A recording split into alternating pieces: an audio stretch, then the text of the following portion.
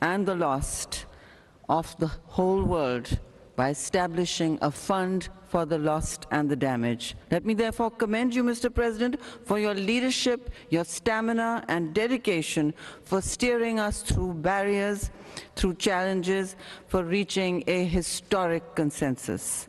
We have struggled for 30 years on this path, and today in Sharm el-Sheikh, this journey has achieved its first positive milestone. The establishment of a fund is not about dispensing charity. It is clearly a down payment on the longer investment in our joint futures. It is a down payment and an investment in climate justice.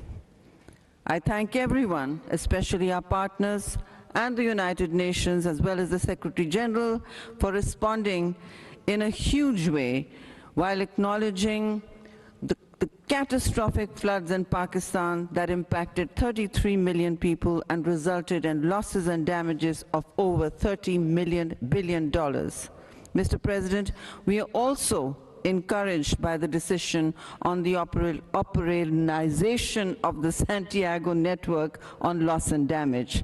Through constructive engagement, all parties were able to arrive at a consensus that puts the network on a firm institutional footing with an advisory board and a secretariat, with a host to be selected through a robust process.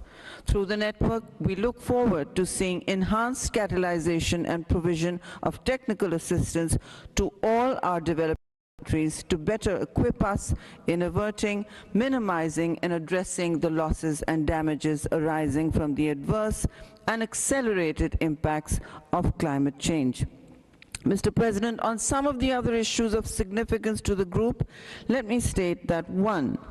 We regret that for the new collective quantified goal, we did not manage to agree on substantive guidance for the work in 2023 and 2024, but we are glad that we will finally see a work plan for this issue soon. 2.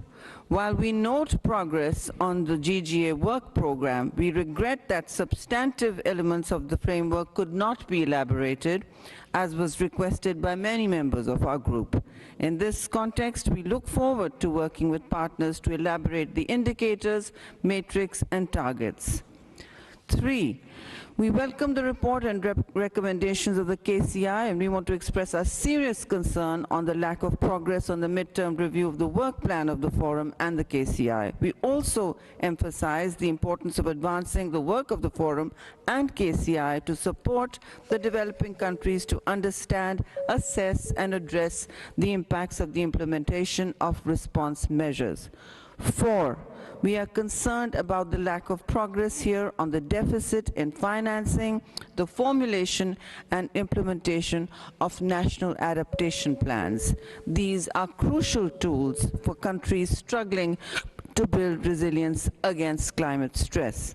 And finally, we welcome the first joint work program of the technology mechanism for 2023 to 2027 and look forward to its effective implementation with adequate and predictable financial resources assured by the developed countries.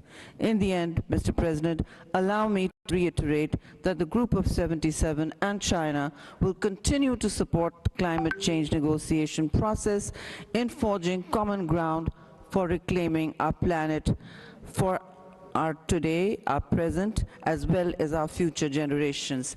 As the new Executive Deputy Secretary General just said, it is to 2030 we must all look, and this is the decisive decade for us. Thank you very much.